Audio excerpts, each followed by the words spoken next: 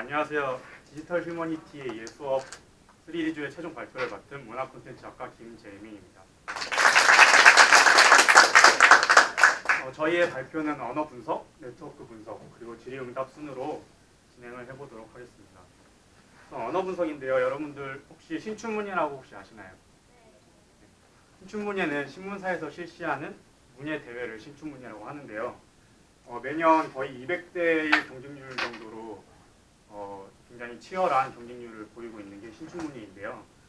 그래서 저희는 문학의 침체이라는 말이 있는데도 신춘문예 경쟁률은 높았기에 그렇다면 다음 작품은 어떤 경향의 작품이 당선이 될까를 예측해 볼 수 없을까에 대해서 저희가 생각을 해보게 되었고, 그래서 저희는 이 주제를 가지고 언어 분석을 하게 되었습니다.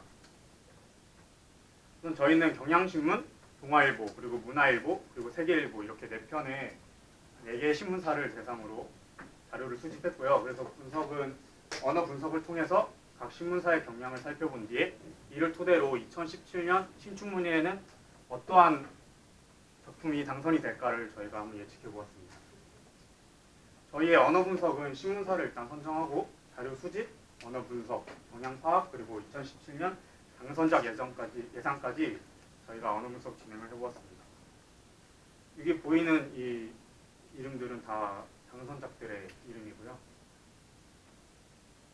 총 66편의 단편소설 자료를 바탕으로 저희 언어 분석을 시작해 보겠습니다. 우선 경향신문의 경우는 성별 그리고 서술자의 시점 2개를 크게 나눠서 봤는데요. 대체적으로는 주인공이 남성인 작품이 많이 당선되는 경향을 보였습니다. 그 다음으로 서술자 시점을 보시면 전지적 작가 시점이나 1인칭 주인공 시점처럼 인물의 내면 심리를 표현할 수 있는 시점이 사용된 작품이 많이 당선됨을 확인할 수 있었습니다. 그래서 연도별로 파악을 해봤는데요. 3년, 4년 이때는 한 사회 속에 존재하는 타자에 대한 이야기, 그래서 뭐 이태원에 있는 한국인이나 외국에서 아빠를 찾기 위해 한국으로 오는 등의 그런 식의 내용이 나왔고요. 5년에서 7년 경우는 일하는 인물이 재정적 분란이나 정신적 문제로 인해 성적 충동이나 자살하고 싶은 욕구를 느끼는 이야기 나왔습니다. 9년에서 13년 같은 경우는 일상생활 속에서 주인공이 자신의 정체성이나 주변 사람들과의 관계에 있어서 전환이 되는 사건을 겪는 이야기가 많이 나왔고요.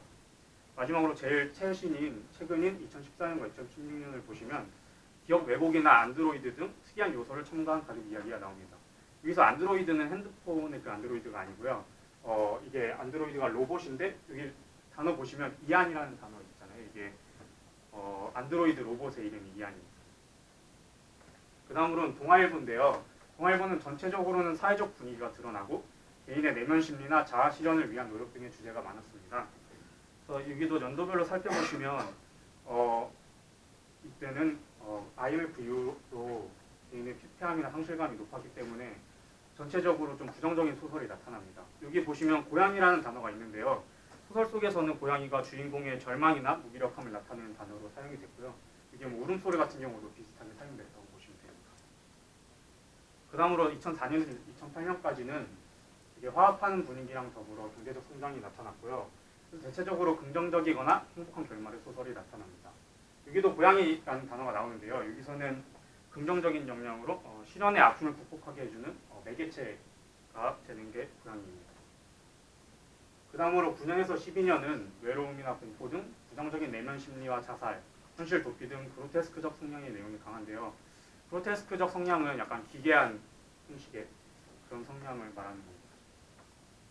그 다음으로 제일 최근인 2013년과 2016년은 젊은 시절을 회상할 수 있는 프로그램과 개인의 다양한 취향에 대한 존중의 틀을 기반으로 젊음에 대한 그리움 또는 다양성에 관한 소재가 등장한 소설이 많이 나타납니다. 그래서 펑크키드는 이제 펑크록과 관련된 거고요. 이제 빈티지옥 같은 경우도 그런 맥락으로 보실 수 있는데요. 동아일보 같은 경우는 16년을 기점으로 다시 주제가 바뀌는 그런 성향을 보이고 있기에 이후에 17년 최종 저희가 이제 예측을 할 때 그때 더 자세하게 말씀을 드리도록 하겠습니다. 그 다음은 문화일보인데요. 문화일보는 주제별로 묶어봤습니다. 그래서 문화일보 같은 경우는 이제 이때 연도에는 가족에게 받은 상처로 인한 희망 없는 삶, 그래서 이게 어머니나 뭐 이런 가족과 관련된 단어들이 많이 보이고요. 그 다음에 이때 연도에는 주인공의 아픔이나 외로움을 느끼는 어두운 내면 세계가 한 아이로 인해 전환점을 맞는 이야기가 비슷한 양식으로 두 소설에 나타납니다. 그 다음은 이제 9년과 12년에는 방황하는 주인공들의 내면 세계를 서술한 작품이 나타나고요. 이 5개년도에는 평범하게 흘러가는 일상 속에서 주인공의 어두운 내면 세계를 다룬 작품들이 많이 나타납니다.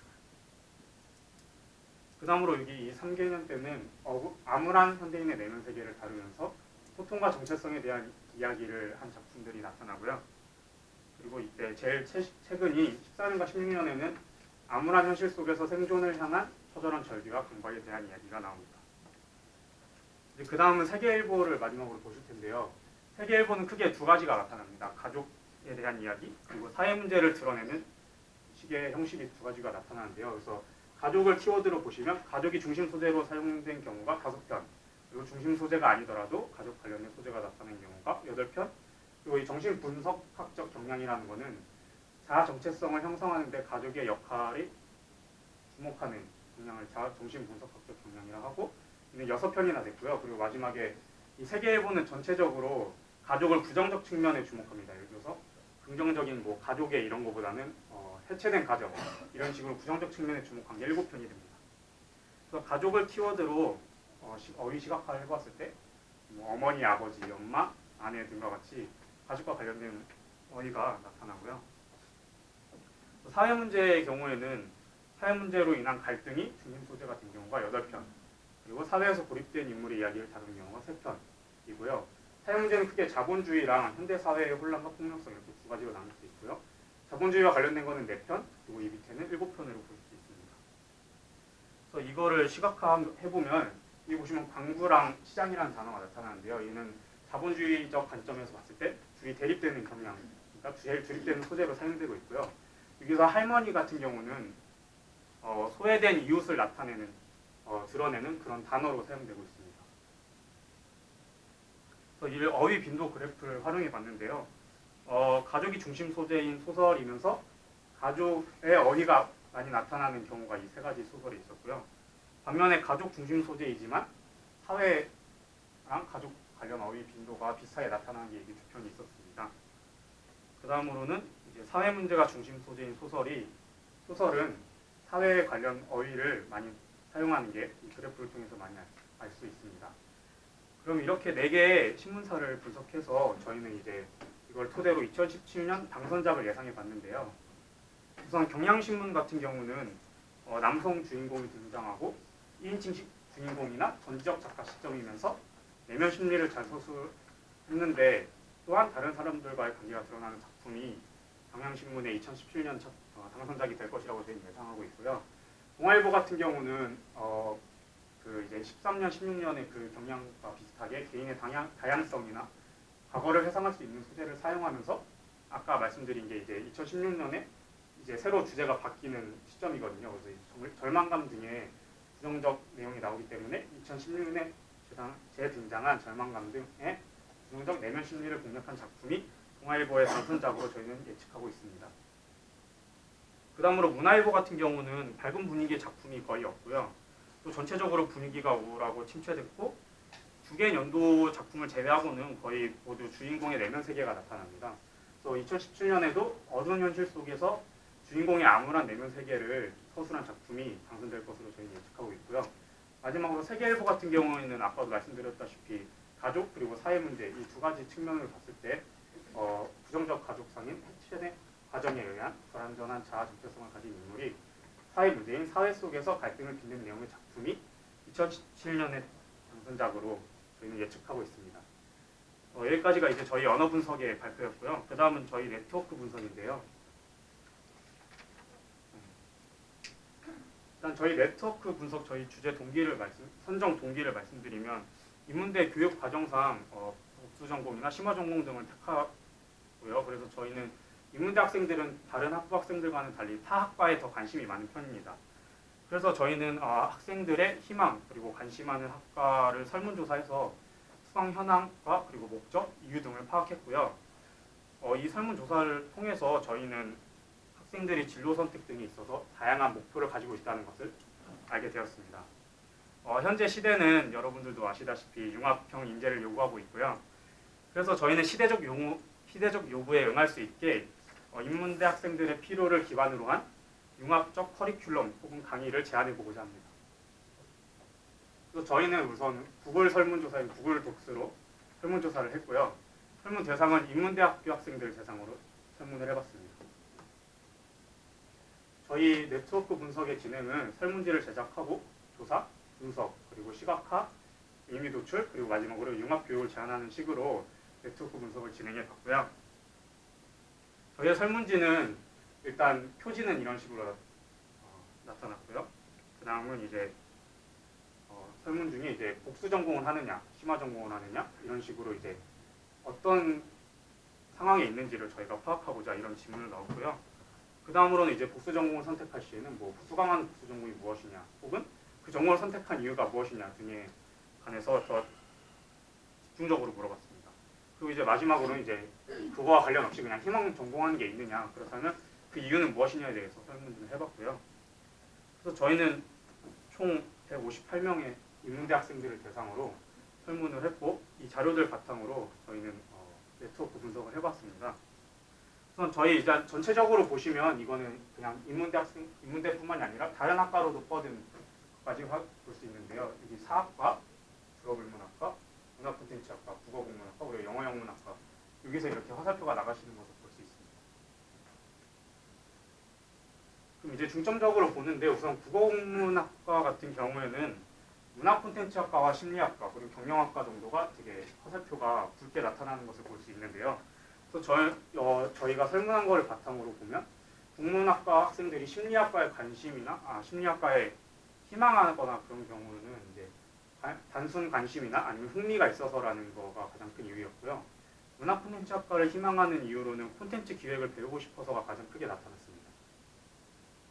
그 다음으로는 영어영문학과를 보시면 이제 국제통상이나 미디어학과, 경영, 문화콘텐츠 등을 볼 수 있는데요. 그래서 국제통상과 관련해서는 이제 무역을 배우고 싶어서, 혹은 무역업에 종사하고 싶어서, 그리고 취업에 도움이 될 것 같아서가 가장 큰 이유였고요. 미디어학과와 관련해서는 콘텐츠 기획을 배우고 싶다가 가장 큰 이유로 나타났습니다. 그 다음으로는 불어불문학과인데요. 불어불문학과는 문화콘텐츠학과, 그리고 국제통상, 경영 등이 이제 크게 나타나는데, 이는 국제통상과 관련해서는 영문학과 학생들과 비슷하게 무역업에 관심이 있고 종사하고 싶어서, 그리고 이제 여기서는 국제기구에 취업하고 싶어서의 이유도 나왔고요. 문화콘텐츠학과와 관련해서는 이전과 비슷하게 콘텐츠 기획을 배워보고 싶어서가 가장 크게 이유로 나타났습니다. 그 다음으로 사학과는 이제 심화과정, 그리고 미디어학과, 문화콘텐츠학과 등이 크게 나타났는데요. 문화콘텐츠학과나 미디어학과 다 비슷하게 학생들이 콘텐츠 제작 혹은 기획을 배워보고 싶다고 했고, 또 사학과 학생들이어서 그런지 사학 콘텐츠를 기획해보고 싶다라는 응답도 있었습니다. 그 마지막으로 이제 문화콘텐츠학과 같은 경우는 경영학과, 그리고 심리학과, 그리고 미디어학과가 가장 크게 나타났는데요. 이를 통해서 저희는 경영학과 같은 경우는 학생들이 마케팅을 배워보고 싶어서가 가장 큰 이유로 설문을 응답했고요. 그리고 이제 취업에 도움이 될 것 같아서도 마찬가지로 큰 응답이었습니다. 그 다음으로 미디어학과와 관련해서는 문화콘텐츠학과와는 다르게 이제 프로그래밍을 배울 수 있다거나 실습 실무 위주의 수업이라는 게 학생들이 원하는 니즈였고요. 마지막으로 심리학과 같은 경우는 아까 처음에 국문학과와 비슷하게 단순 관심, 단순 흥미였습니다. 그래서 저희는 이 5개 학과의 이런 현황들을 바탕으로 저희가 대안을 제시해 보겠는데요. 우선 국어국문학과나 문화콘텐츠학과, 그리고 이제 경영학과를 융합해서 어떻게 할 수 있을까를 생각해 봤는데, 일단 국문이나 문콘 학생들이 가장 많이 얘기하는 거는 마케팅과 관련된 수업을 배워보고 싶다가 가장 컸기 때문에 그래서 DH 트랙에 마케팅 수업을 개설하는 것으로 저희는 이것을 제안해 보았습니다. 또 DH 트랙이 국어국문학과나 문화콘텐츠학과 학생들이 많이 접근할 수 있게 이렇게 제안을 해봤고요. 그 다음은 영어영문학과, 문콘, 그리고 사학과 학생들과 미디어학과와 연계하는 건데, 미디어학과는 학과 특성상 프로그래밍이나 그런 실습 같은 게 오랜 기간 배워야 그런 능력을 얻을 수 있는 거기 때문에 저희는 이런 관심과 흥미를 충족시킬 수 있게 이 새 학과 학생들이 쉽게 접근할 수 있는 DH 트랙에 미디어 콘텐츠 제작 입문과 관련된 수업을 개설하는 것을 저희는 제안하고자 합니다. 그 다음은 이제 영어영문학과와 국제통상인데요. 불어불문학과는 이제 아프리카 트랙이나 프랑코포니 사업이 있는데요. 거기서 이제 국제통상에서 배운 지식을 가져와서 그 불어불문학과, 그러니까 불어를 중점으로 해서 이제 두 개를 합쳐서 그 트랙 요건 안에서 그거를 개발하고 강화할 수 있는 여건이 이제 불어불문학과 학생들이 그 여건 속에 있는데요. 그래서 영어영문학과도 이와 비슷한 여건을 만들어 주기 위해 영어권 지역 트랙을 개설하는 것을 저희는 제안해 보았고요. 그다음 이제 마지막 제안은 이제 국어국문학과와 문학콘텐츠학과 그리고 이제 심리학과와의 이제 복합 문제인데요. 근데 문제는 이제 국문학과나 문학콘텐츠학과 학생들이 심리학과의 이제 세세한 부분이 아닌 그냥 심리학과라는 이름에 대한 단순 흥미, 관심이기 때문에 강의로 개설하기는 좀 무리가 있다고 봤고요. 그래서 저희는 이 두 학과가 접근하기 쉬운 DH 트랙에 여러분들도 수업 중간중간에 들어보셨지만 강연이 있잖아요. 그래서 그 강연 속에 심리학과 관련된 강연을 개설하거나 혹은 기획해보는 게 어떨까를 저희는 제안을 해보았습니다. 그래서 저희는 이 제안들을 토대로 학생들의 구체적 필요에 따른 커리큘럼과 강좌가 개설되고 기획이 되었으면 하고요. 그래서 인문대 학생들이 학교가 지향하고 그리고 시대가 원하는 융복합형 인재로 거듭날 수 있기를 바라고 또 믿습니다. 이상 저희의 네트워크 발표고요. 저희 언어분석과 네트워크 발표는 여기까지고 이제 질문 있으시면 질문해 주시기 바랍니다.